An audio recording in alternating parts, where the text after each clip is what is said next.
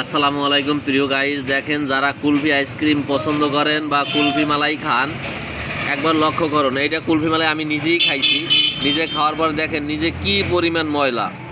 এটা আমি গলায় খাই না, আমি এটা কামড়াই কামড়াই খাইছি, কিন্তু নিচে যেটা গলে নামছে ওইটা আমি খাওয়ার পরে আমি দেখতেছি দেখেন কুলফি মালাইতে কি পরিমাণ বালু ময়লা জমে আছে।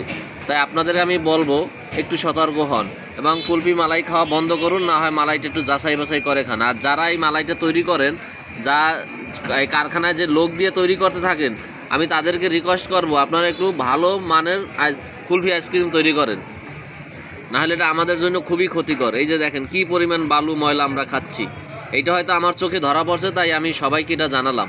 আপনারা একটু সতর্ক হন। প্রতিটা আইসক্রিমে দেখেন কি পরিমাণ বালু আছে। এই যে দেখেন বালুর কণার অভাব নাই। ভালো থাকবেন এভরিওয়ান।